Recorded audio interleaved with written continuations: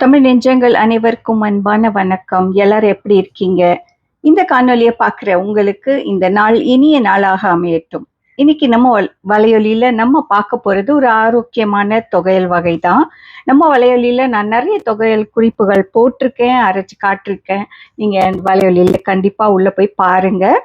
இன்னைக்கு நம்ம பார்க்க போற இந்த தொகையல் குறிப்பு, இது முருங்கைக்கீரையே பிடிக்காத நம்ம வீட்டில் நிறைய பிள்ளைங்க இருக்கிறாங்க.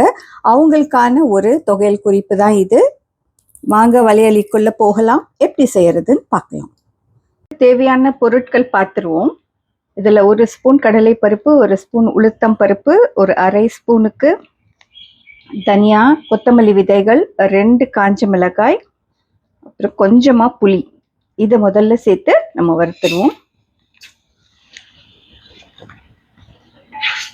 இதை நல்லா பொன்னிறமா வறுத்து எடுத்துக்கோங்க.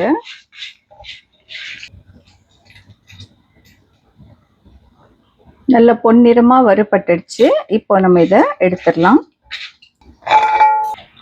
2 ஸ்பூன் திருவின தேங்காய், கொஞ்சம் ஈரம் போக இதையும் வறுத்து எடுத்து 2 நிமிடத்துக்குள்ளே இதை நல்லா எடுத்துக்கலாம். ரொம்ப ட்ரை.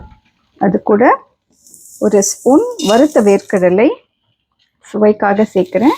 வேணான்னா நம்ம எடுத்துடலாம். இதையும் நம்ம எடுத்துருவோம். இதில் ஒரு அரை ஸ்பூன் அளவு எண்ணெய் சேர்த்துக்கோங்க. நம்ம நல்லா கழுவி வச்சிருக்க முருங்கைக்கீரையை இதில் சேர்க்க போகிறோம்.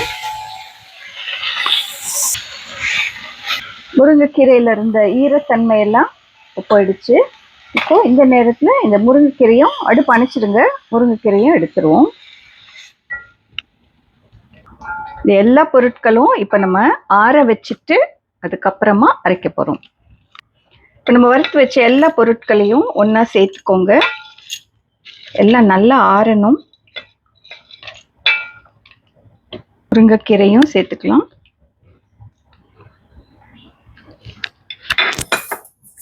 இந்த தொகையலுக்கு தேவையான உப்பு. இதில் நான் தண்ணி அதிகமாக சேர்க்கலை, தண்ணியே சேர்க்கலை. உங்களுக்கு தேவைப்பட்டா உங்களோட மிக்ஸி அரைக்கலைன்னா கொஞ்சமாக தண்ணி சேர்த்துக்கோங்க. ஏன்னா குழக்குழப்பு தன்மை இந்த கீரைக்கு இருக்குது. அதை நீங்கள் கொஞ்சம் தண்ணி விட்டிங்கன்னா ரொம்ப குழக்குழன்னு ஆகிடும்.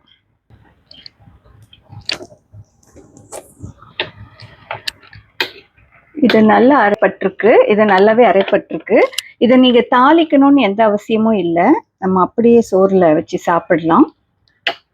ஆரோக்கியமான முருங்கைக்கீரை துவையல் தயாராயிடுச்சு. இந்த காணொளி பிடிச்சிருந்தா தொடருங்க. இந்த காணொளியை பார்த்ததற்கு மிக்க நன்றி. வணக்கம்.